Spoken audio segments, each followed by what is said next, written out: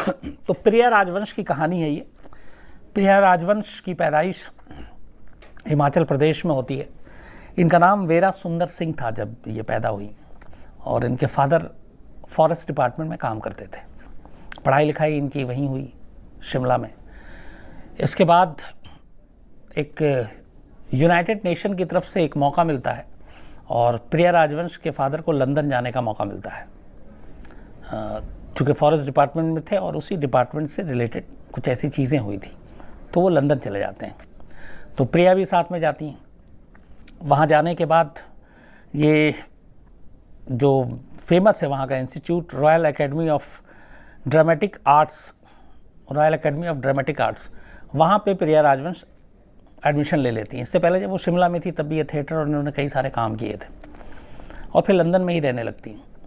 इनके एक प्ले का एक फोटोग्राफर खींच लेता है, और उसके बाद वो फोटो किसी तरह कई हाथों से होते हुए एक दिन चेतन आनंद के हाथ में पड़ता है।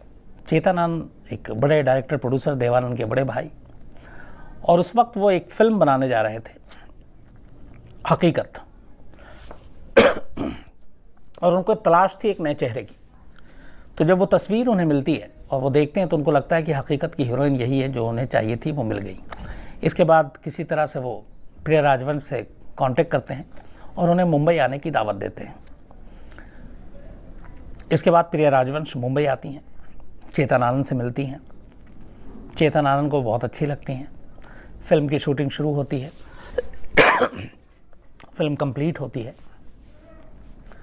और ये फिल्म बॉक्स ऑफिस पर सुपर डुपर हिट होती है, और यहाँ से प्रिया राजवंश एक स्टार बन जाती हैं।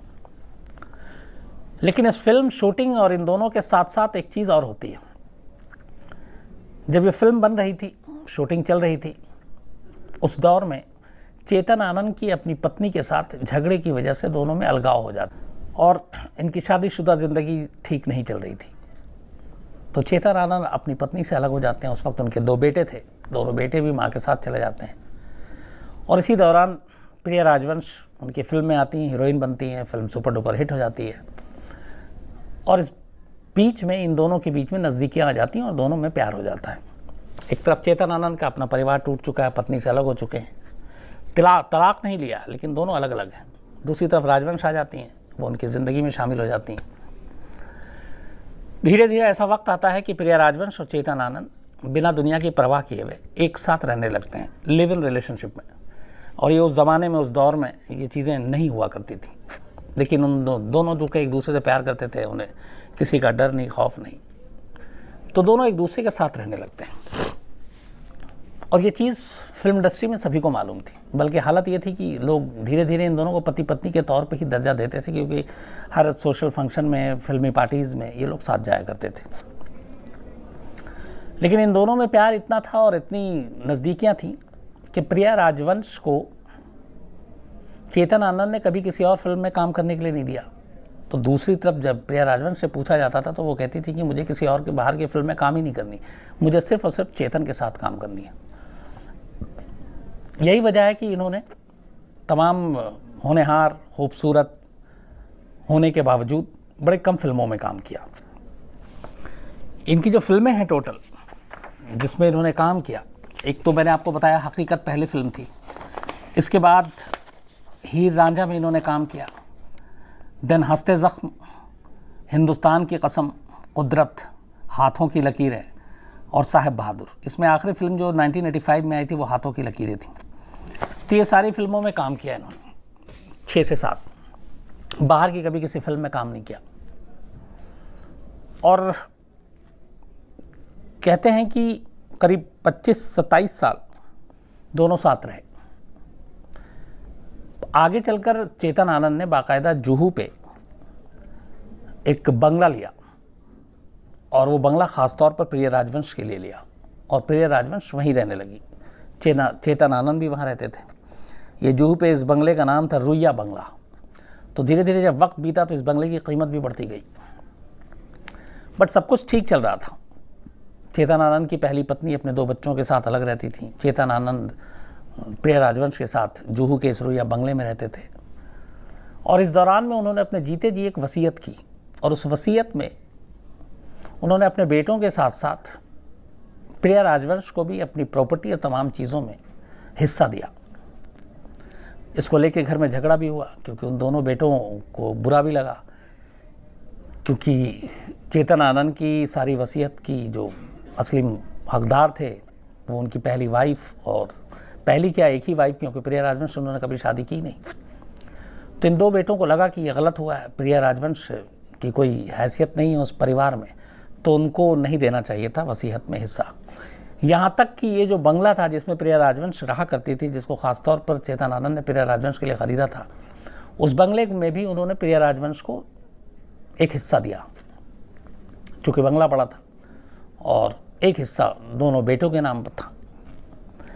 केतन और विवेकानंद ये दो बेटे थे चेतन आनंद के। सब कुछ ठीक चल रहा था।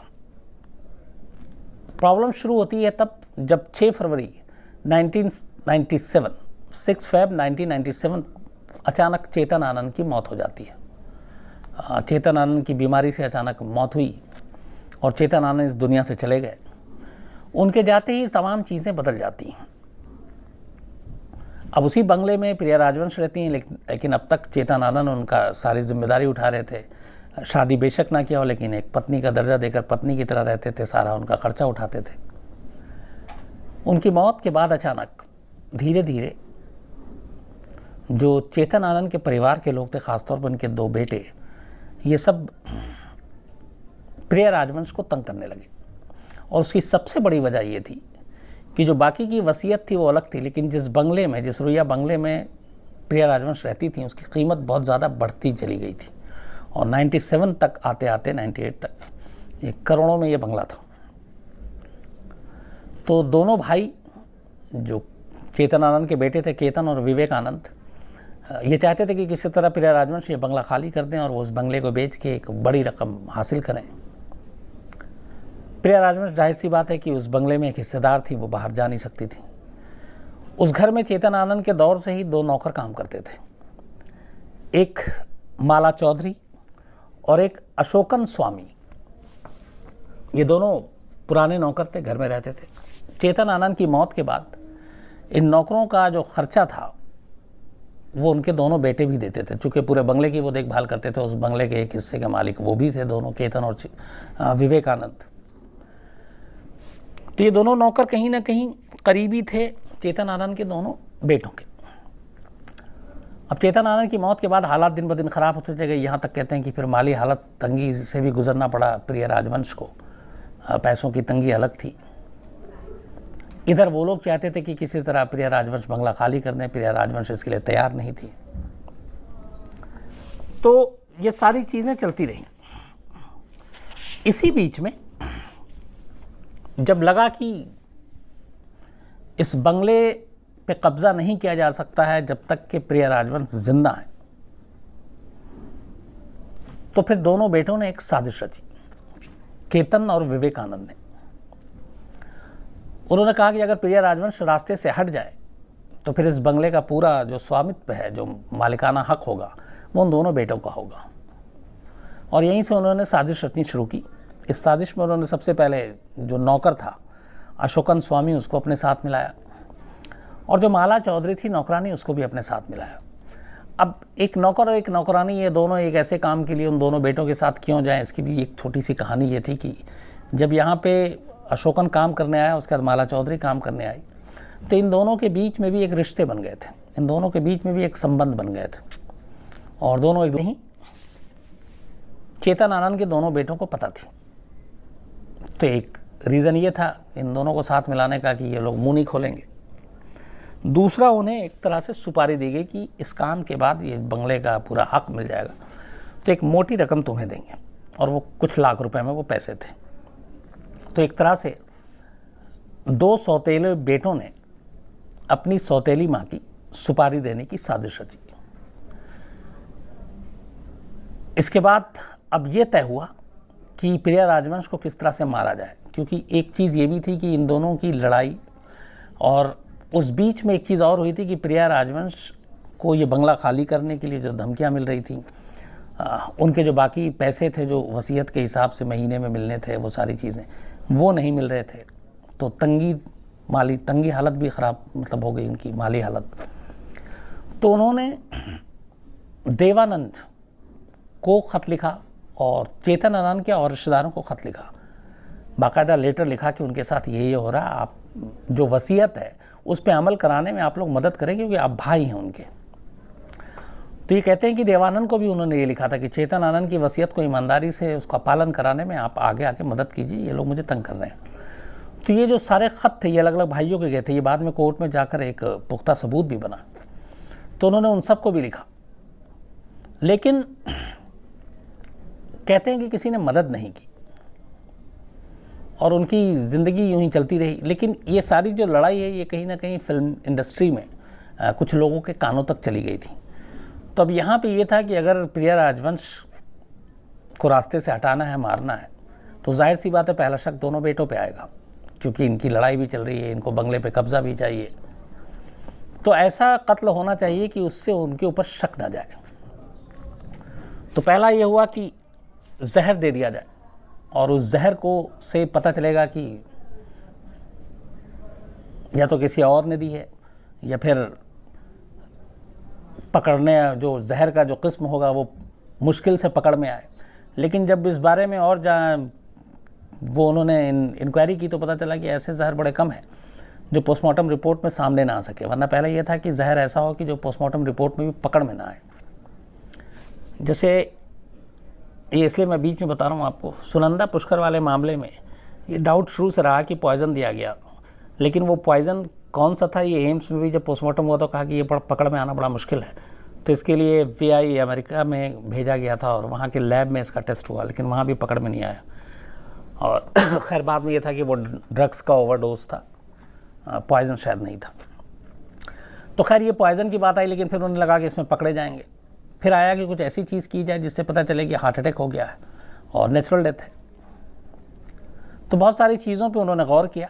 उसके बाद फिर तय यही हुआ कि गला घोट के मारा जाए। बात यहाँ पे ये भी थी कि गला घोट के मारने में भी आप पकड़े जा सकते हैं, लेकिन उनका ये था कि एक कहीं ना कहीं कि इस मौत को ऐसा एक्सीडेंटल दिखाया जाए कि आप कहीं नहा रहे हैं, कहीं बाथरूम में हैं, किचन में हैं और अचानक आप वहीं पे गिर गए, वहीं पे आपकी बॉडी मिले और कोई निशान ना हो, ताकि पकड़ में ना आए और कोशिश ये हो कि फिर पोस्टमार्टम भी ना हो, तो फिर बात खुलेगी ही नहीं। तो आखिर में हुआ कि ठीक है, गला घोट के ही मारने का सही रहेगा। दोनों नौकरों को तय किया जाता है। 27 मार्च 2000 की सुबह की बात है जब दुनिया को पहली बार पता चलती है कि प्रिया राजवंश जुहू के अपने बंगले में, रुइया बंगले में मुर्दा मिली है। 26 मार्च की रात को अशोकन स्वामी और माला चौधरी जो दोनों नौकर नौकरानी थे, ये पहले चाय में कुछ नशीली चीज़ मिलाकर, ख़ास तौर पे माला चौधरी चाय देती है प्रिया राजवंश को, प्रिया राजवंश पीती हैं और हल्का सा उनको गश, बेहोशी की आलम। उसके बाद अशोकन स्वामी प्रिया राजवंश का गला घोंटता है और गला घोंटने के बाद जब उसे लग जाता है कि वो मर चुकी हैं तो वो दोनों वहाँ से निकलने लगते हैं। लेकिन फिर कुछ चीज़ें रह जाती हैं। वापस जब ये आती है माला चौधरी तो देखती है कि वो शायद पूरी तरह से मरी नहीं बल्कि ज़िंदा है।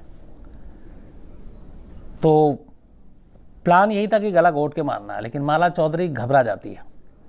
उसे लगता है ये ज़िंदा है, अगर ये होश में आ गई, ये बेहोश टाइप की है तो पकड़े जाएंगे। तो वो कपड़े धोने और उसका एक लकड़ी का पट्टा टाइप का होता है, वो पड़ा हुआ था बाथरूम में।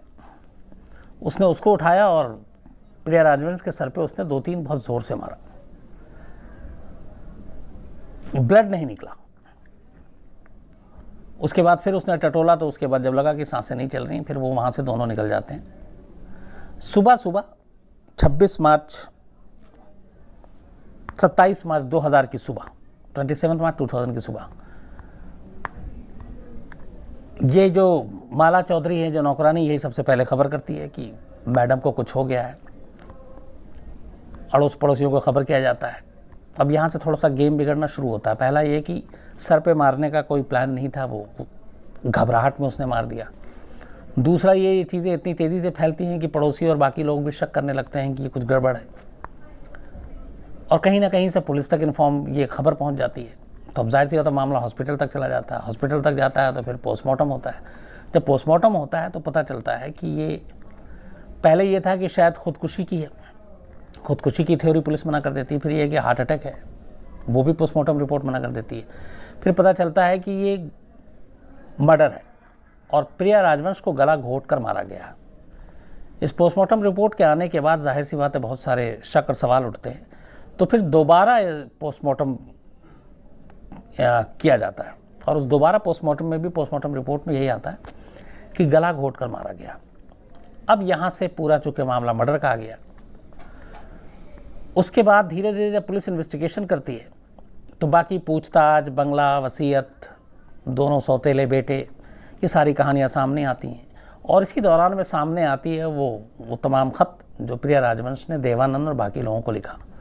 तो पुलिस उन लोगों से भी पूछताछ करती है, नौकर नौकरानी से भी पूछताछ होती है,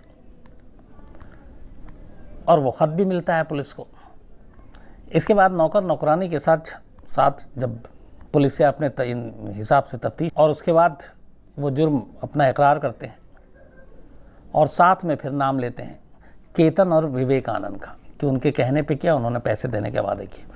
इसके बाद केतन और विवेक आनंद को पकड़ा जाता है, लेकिन वो इन दोनों नौकरों के इस इल्ज़ाम से अपने आप को साफ किनारे कर लेते हैं, कहते हैं इससे कोई उनका लेना देना नहीं। लेकिन फिर पुलिस तफ्तीश करती है, बाकी चीज़ें मिलती हैं, फिंगरप्रिंट्स उठाती है, जो लड़ाई झगड़ा था वो सारी चीज़ें उठाती है, और आखिरकार केतन आनंद और विवेक आनंद को गिरफ्तार कर लेती है। बॉलीवुड में जाहिर सी बात है हड़कंप मच जाता है। अपने दौर की एक मशहूर हीरोइन प्रिया राजवंश, एक तो उनका कत्ल के लिए सुपारी देने वाला उनका दो सौतेला बेटा, और बेटा किसका, एक जाने माने मशहूर डायरेक्टर चेतन आनंद का, और चेतन आनंद कौन, सदाबहार हीरो देवानंद के बड़े भाई। तो ये सारी चीज़ें मिलकर एक जाहिर सी बात है हेडलाइंस बनती हैं। इसके बाद कोर्ट में मामला जाता है। इस पूरे मामले में जो कोर्ट में चीज़ें जाती हैं वो 2-3 चीज़ें थी जो सबसे अहम सबूत साबित होती हैं। एक ये प्रॉपर्टी की लड़ाई, दूसरा नौकरों के बयान। अब ये सब कुछ चल रहा होता है, इसी दौरान कई साल बीत जाते हैं, लेकिन शुरू में ये 2000 में चूंकि मर्डर हुआ था, 31 जुलाई 2002 को चूंकि मामला हाई प्रोफाइल था और कोर्ट में ये मामला गया था, तो 31 जुलाई 2002 को लोअर कोर्ट जो है प्रिया राजवंश के कत्ल के जुर्म में चेतन आनंद के बेटे केतन आनंद, विवेक आनंद, नौकरानी माला चौधरी और नौकर अशोकन स्वामी, इन चारों को लाइफ इम्प्रिजमेंट यानी उम्र कैद की सज़ा सुनाती है। जाहिर सी बात है सज़ा कठोर थी। इसके बाद कुछ वक्त बीतता है, ये लोग बॉम्बे हाई कोर्ट में अपील करते हैं सज़ा के ख़िलाफ़। बॉम्बे हाई कोर्ट उस अपील को एक्सेप्ट कर लेती है, और इसी दौरान में 2011 में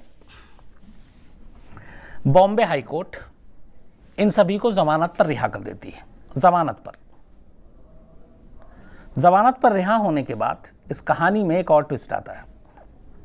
जो नौकर अशोकन स्वामी था, और ये स्टोरी हम लोगों ने वारदात में भी की थी उसके पूरे, वो आज तक के कैमरे पर आता है, इंटरव्यू देता है, और ये कहता है कि हाँ मैंने कत्ल किया है प्रिया राजवंश का। कोर्ट में जब ये मामला था वो लगातार मुकर रहा था, नहीं बोल रहा था, बट उसने कहा हाँ मैंने किया है। तो जाहिर सी बात है कातिल ऐसे इकरार जुर्म वो भी कैमरे पे खुलेआम बहुत कम करता है।